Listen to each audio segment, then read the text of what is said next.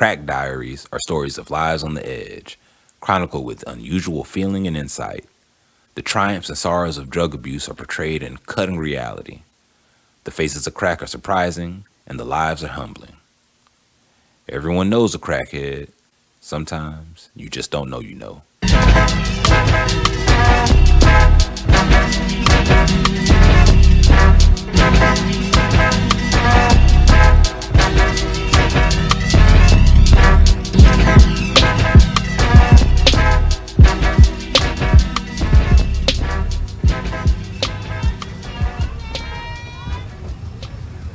Not Just Through by Richard Blake Thomas. Vine City, at one time characterized as the most criminal neighborhood in Atlanta, has, by all accounts, the best crack in America. It's been said that if you attempt to cook it with baking soda, freebase, to get all the trash ingredients out, you get only pure, high-quality cocaine. It was almost the same amount as the crack you bought. Back in the 80s, when crack hurricaned the city, there were those among us who had pretty good jobs, were on the path to success, and had security that goes with honest hard work. Then they got turned out by that socially acceptable yuppie buppie status symbol, Peruvian flake cocaine. You thought y'all was hip then, didn't you? Well, Jaunita Dixon was one of those young black folks especially chosen for success. How do you get to be in such a select group, you ask? Well, it's easy. Get your ass in somebody's school, trade school, technical school, college. It doesn't matter which one, just please go to school. Well, Juanita bellied up to a bunch of weak-minded drug groupies while partying regularly at the Bounce nightclub on Bankhead Highway. After several weekends of snorting high-grade South American powder, she did what a lot of folks did at the time. She graduated to freebasing. Now you're talking about something misnamed. At $60 a gram before cooking, and then doing more than 4 or 5 grams a payday, freebasing was like cable TV. It was a utility bill you didn't need but had to have. It could also be the initial down payment on your soul. Now, Juanita and her friends started out by pulling their paychecks together on the 1st and 15th and had a good time smoking and freaking. Don't play, y'all know what I'm talking about. Now, for some people, and who knows why, this was the extent of their drug use. And after a period of this foolishness, they went back to church and a normal life. Then there were those who had to fight their addiction to the demon drug by moving as far away from it as possible, be it across town or across the country. You do what you have to do to survive. But then there were those most of us remember as reliable family members or friends who succumbed completely to the dope. Juanita was a member of that last group. You know, the ones who used up every minute of vacation, comp time, and sick leave before being fired or quitting a job that they probably invested 5 to 10 years of their lives in. Oh, but you know how an addict thinks. See if this don't sound familiar. I'll get my pension, $5,000 to $15,000 max, start my own business, or I'll sell dope, and everything will be all right. I know. You're thinking about cousin what's his name or uncle you know who. Let it go. They have their own burdens without you dogging them. Back to the story. Our girl Juanita began a 6-year odyssey of pipe burning, pussy selling, street begging, dick sucking, stealing, lying to relatives and friends, and pussy selling. And did I mention she sold pussy? Okay. You could only describe it as a crackmaspheric journey into the outer space of society. The kind of life you lead when you leash your soul to drugs can be amusing, if it ain't happening to you. And even those light moments are a reminder of the ongoing tragedy of drug addiction. But that's only part of it. Check out one of a million of Juanita's early morning episodes. One time on Chestnut Street, right around the corner from the Atlanta University Center on the west side, she got into it with a Redneck in his oversized double cab pickup truck. They were behind a vacant 2-story apartment building. All right, honey man, I'm getting a crick in my neck. I've been down here for 20 minutes. If you ain't come yet, too bad, I'm finished. You might be finished, gal, but I ain't. Now get back on that dickhead. Then the old redneck tried to force her back into his lap by grabbing the back of her lint-filled mini-fro, and he started pushing her face between his legs. Well, even though she was a cracko, Juanita pretty much had her own agenda when it came to prostituting herself. She grabbed his swollen nuts, bit the top of his little dickhead, and grabbed his wallet out of his back pocket all in one motion. He managed to pop her in the eye once, but he was mostly wailing and flailing as she crawled over him. The customers always keep the passenger door locked. She ran down the overgrown kudzu hill, ran through and around several backyards with half-breed pit bulls, across Northside Drive, and behind a series of automobile graveyards that led to the back door of the Bluff, a Vine City sub-community where, can you believe it, the dope got even stronger. I almost said better. Hell, almost every house sold crack, which means the same thing it does in every industry. That is, competition produces a larger amount of product and a better quality of product for a particular group of consumers. In this case, the consumers were crackheads. Now, just think, if these very imaginative and resourceful entrepreneurs were operating legitimate businesses, they would probably be some rich motherfuckers. Oh, I know what you're thinking. They don't have to sell poison that destroys families and communities, as well as degenerating an entire generation of people just to make money. Well, you're right. But two things have to be considered. For one, the organizations that loan money to people who have great ideas and energy to start businesses, banks, governments, small business associations, tend not to look too far on the darker or poorer side of town. And two, fuck y'all. You know what the deal is with desperate, undereducated people with moral values somewhere below the belt line. It's worldwide. Unless you care about each and every soul that is in that situation for any reason, don't judge. The Bluff is a series of streets laid out on the grid, populated by 50 and 60-year-old houses. It's kind of a city-state in the United Land of Crackdom. I mean, everybody in the world knows what goes on there 24 hours a day, and it doesn't ever slow down, let alone stop. It's a mirror image of so many other communities in America. There are whole neighborhoods where the original owner have long since moved to safer grounds and havens. They then rent out their homes under the government's crutch Section 8 program. The renter pays a little, and the government pays a lot. Most people who live here either sell dope or buy dope.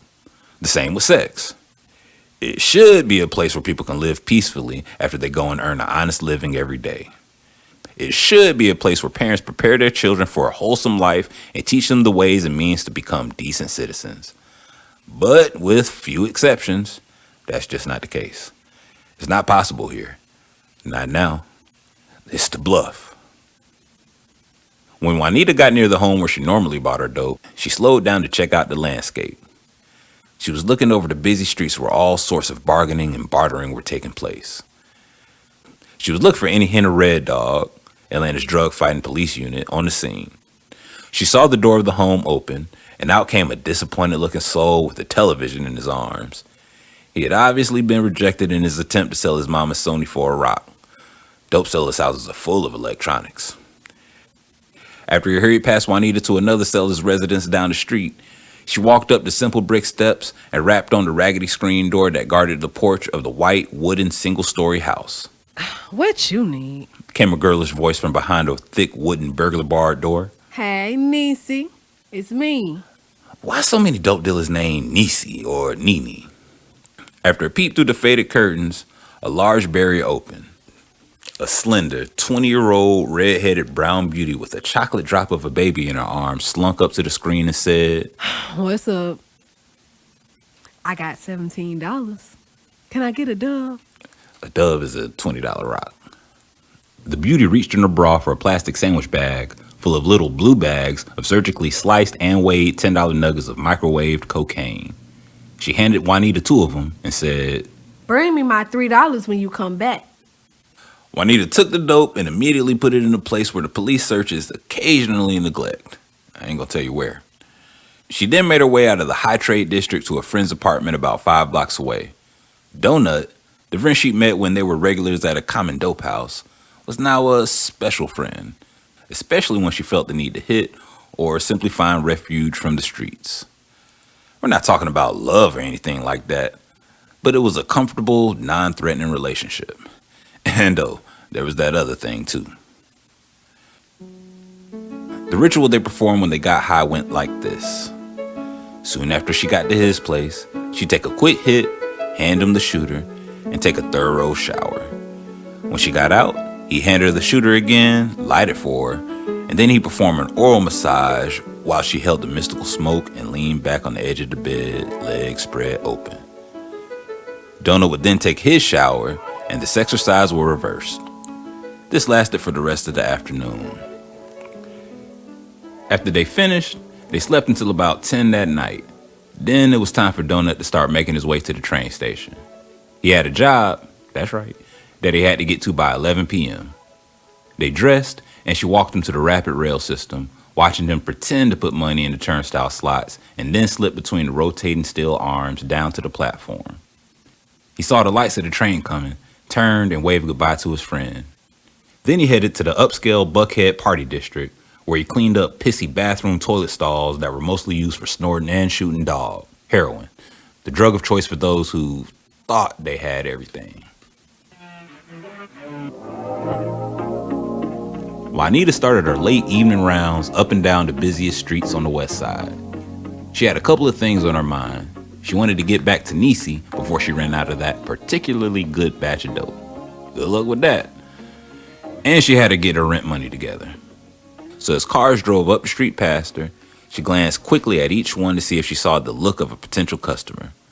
When she did see a car or truck slow down or make a U-turn, she hurried to the vehicle, made her deal for what the horny driver needed, and directed him or her to one of a dozen places: driveways, church parking lots, behind abandoned houses, under expressway bridges, etc., where she could make that person enjoy 5 minutes of paid ecstasy. That night, she proceeded to fuck and or suck a trucker, of course, a firefighter, of course, a teacher, insurance executive, news anchorman, 4 business suit types, a lesbian lawyer, and a nervous first-time married couple. She had her last client drop her off at Neicey's place, where she loaded up on a $50 slab. Exhausted, Juanita made her way through downtown via side streets that most transplanted Atlantans never traveled. Instead of taking MLK Boulevard, she went south toward Morris Brown College, across Northside Drive, and past 2 auto junkyards. The Interstate Expressway ran behind these abandoned areas, so she squeezed behind the chain-link fence posts, behind one of the car yards, and hopped the 3-foot guardrail easily. Because the morning rush hour wasn't particularly heavy, Juanita was able to easily maneuver through a few cars of employed people going to work on time. Once she got to the other side, the former high school All-American track star was able to sprint up the steep slope effortlessly, despite working through most of the night.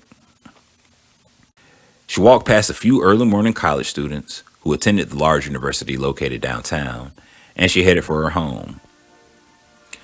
She lived in Summerhill, the second working class neighborhood in Atlanta that was raped in the name of progress. You see, the Atlanta Braves moved south from Milwaukee and needed a place for Hank Aaron and Joe Torre to slam pitchers. So a big, lovable open-air stadium was set right smack dab in the middle of what was once a traditional launching pad for hard-working, pull-yourself-up-by-your-bootstraps type people. It produced all kinds: doctors, lawyers, millionaire businessmen, you name it. But hey, the Braves had to lose somewhere. The '96 Olympics completed the purge. Juanita found a hole-in-the-wall apartment in the shadows. The rent was $350 a month, and during the simmering heat of the Atlanta summer, she did without gas. You didn't think she cooked, did you? She climbed the rusty steel steps to the upstairs 1-bedroom apartment where she never, ever brought a trick, another crackhead, or anybody. The apartment, though dingy and damp, was nevertheless neat and relatively clean. And it stayed that way. She kept 2 large garbage bags for dirty and clean clothes. She washed up and lay on the mattress for a minute before drifting off into a peaceful, dream-filled sleep, devoid of the drug terror she had been experiencing for the past 6 years. Jaunita Denise Dixon was the 3rd daughter of Reverend Donald and Martha Dixon. The retired Army sergeant and Vietnam veteran was the pastor of New Faith Baptist Church in Columbus, Georgia. He and his wife raised and nurtured 3 beautiful, talented, and smart daughters, the youngest of whom received full financial aid in the form of an athletic grant to run track at Clark Atlanta University. After getting a job with the city as a social worker after her sophomore year, she dropped out with the intention of going back a year later and finishing those other 2 years. But the dope drowned her social worker ambitions in a sea of crackathon episodes and never-ending days of lying to herself and days of saying, Just one more hit and I'm through with this shit. the good Rev Dixon had enough contacts in the city to keep up with his prodigal daughter's going on. So he did what any good parent would do. He dragged her ass to rehab about 10 times. But it wasn't to be. Addicts only stop when they want to. Also, at rehabilitation centers, they mostly talk about dope. Even though the counselors are well-intentioned, when the dopers hear the name of their best friend, crack, skag, liquor, they only think about being with that friend one more time. Rev Dixon tried the most expensive and modern centers, but Juanita only stayed there until her time was up. She promised to never stick a pipe in her mouth ever again, and then recruited some other doper to hit the street with her as soon as the celebration of completing her program was over. They also tried locking her in the house with him for weeks. That worked very well. Most crackheads won't do anything too crazy around the people they love. In fact, those are the people they purposely avoid. She was, after only a couple of days of being locked in the house with her parents and a couple of nieces and nephews, a comforting presence to her parents. She helped out at home and went to church on Sundays, where her redemption and rehabilitation were confirmed and documented. But as soon as someone blinked, she was in the back end of a hidden alley or the back room of some smelly, musty, vacant house with that long, tubular glass dick in her mouth.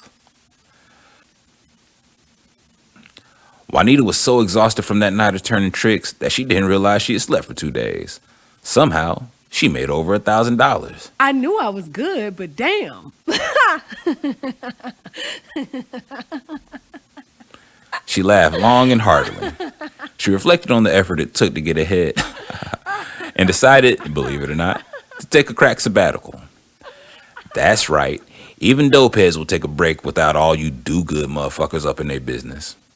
After a couple of weeks of self-imposed cleansing, when you tell yourself you've stopped getting high for good, you really, really convince yourself that it's real this time. Until that dark corner of your soul speaks louder than the rest of your conscious spirit and says, Fuck that shit. Go get me a couple of boulders.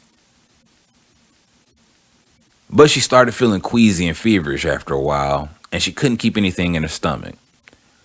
She figured it had to be one of those bad summer colds, but she also knew that, even though she was one of the most cautious of crack hoes, demanding the use of condoms at all time, there was always that chance that you could catch something, anything.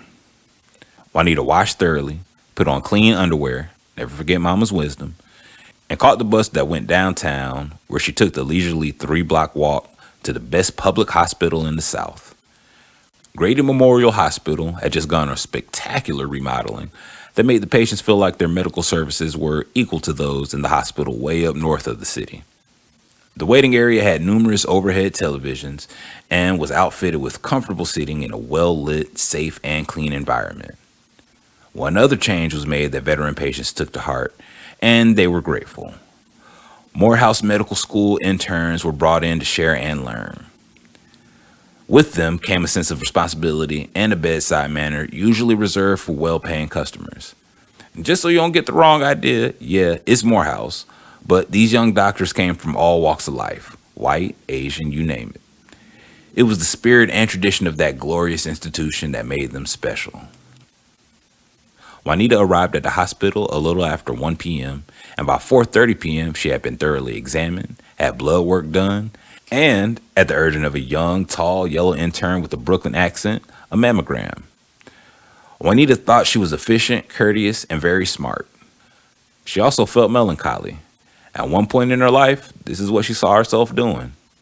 She wanted to be a doctor, a children's doctor, a pediatrician. But she'd thrown it all away. And the thought of that depressed her to the point that she wanted to smoke herself into another world. Then, Congratulations, Miss Dixon, said the female Yankee doctor.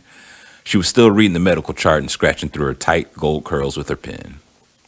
She was still reading when she heard from across the room. Thanks, Doc. Juanita had heard all she needed and was out the door, having paid for her services at the attendant's desk. But, Miss Dixon, you're forgetting your prescription. Juanita reached and grabbed it from the counter and was nearly through the second set of glass doors when she heard the young doctor say, "Come back in 3 weeks, and I'll tell you what you got." Juanita whirled and stepped back into the hospital corridor in one motion. "I thought you said I ain't have anything."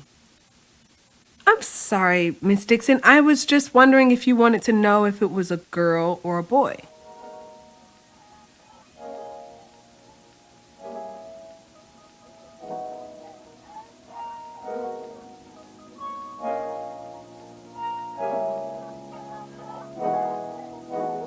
"17 years later, Ronald David Dixon was the apple of his mother's eye. He had a slight build with soft, muscular features that wrapped a brown glow over his 6-foot frame. He was imposing, but he was comfortable giving this presentation, the last of many that he had given during his public school career. This final speech was the valedictorian address at the Frederick Douglass High School graduation ceremony at the City Civic Center. While he was standing before the huge crowd of family and friends, waiting for the surprisingly long ovation to die down after his introduction, one of the thoughts that raced through his head was the decision to accept the Emory Scholarship instead of the Stanford or Howard offers. This reserved and quiet young man, whom neighborhood punks had once tried to belittle by calling him nerd ass and then trying to force him to join a clique, a small, loosely knit group of neighborhood boys trying to be a gang, had withstood all of those negative cultural pressures and earned respect from everyone he had come in contact with. His mother, a one-time crack hoe, was now a strong-willed, hard-working custodial supervisor at a private Catholic school on the north side of town. She had withstood all the verbal abuse heaped on her by all the folk she encountered who were aware of her former addiction. She had told Ronnie all about it, and he took it in stride. He was 14 at the time she told him. He had seen enough of the streets, and he knew enough about dope, that when she told him, though he was shocked, he couldn't have been more proud of her if she was the President of the United States. He understood the courage and determination it must have taken for her to turn her back on a chemical that was created to make people addicts for life. And he knew that he was the reason she never took another hit from the moment she learned of his conception. He remembered when he was even younger, when he was about 5 or 6, the indignant way she would turn away men who propositioned her. He remembered how, when money was tight, she'd wash his clothes in the bathtub at night and dry them over the heating vent in the apartment. He never went anywhere in dirty clothes. He remembered his first computer, purchased at a yard sale in Midtown, an upper-class neighborhood in the ATL.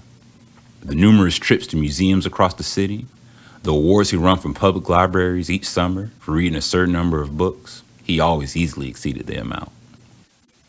He'd never forget the time he met this elderly, gray-haired lady signing books that she had written about her part in the civil rights movement.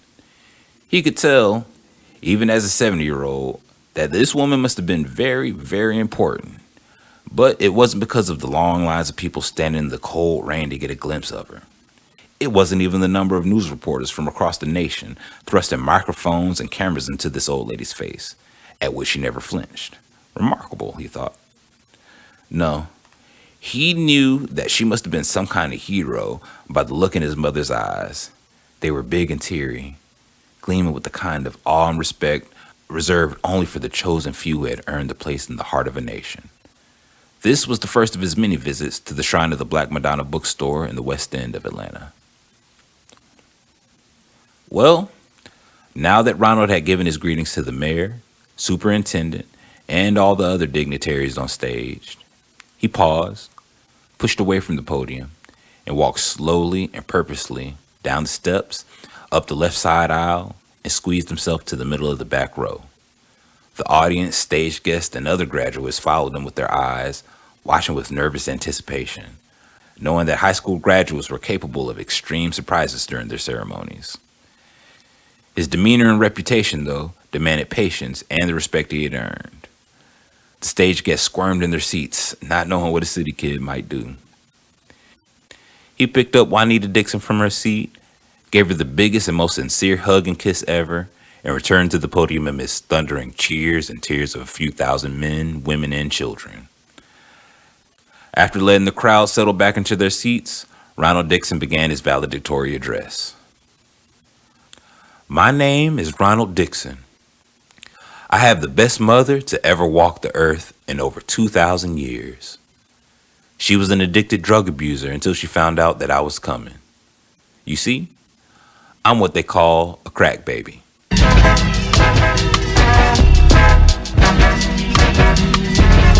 Crack Diaries is based on the book of short stories written by my father, Richard Blake Thomas.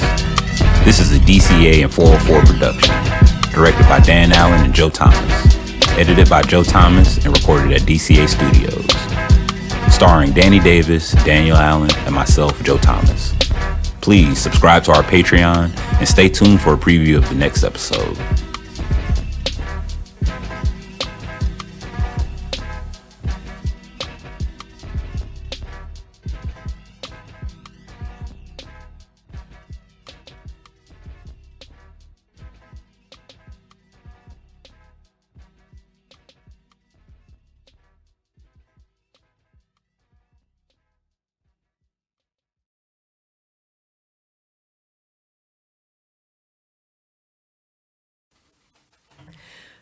Being poor does not give you a head start in the race for immortality.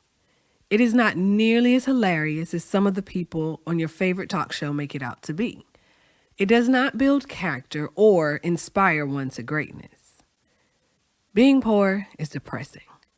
And if you're a child and you're poor, it can fuck you up.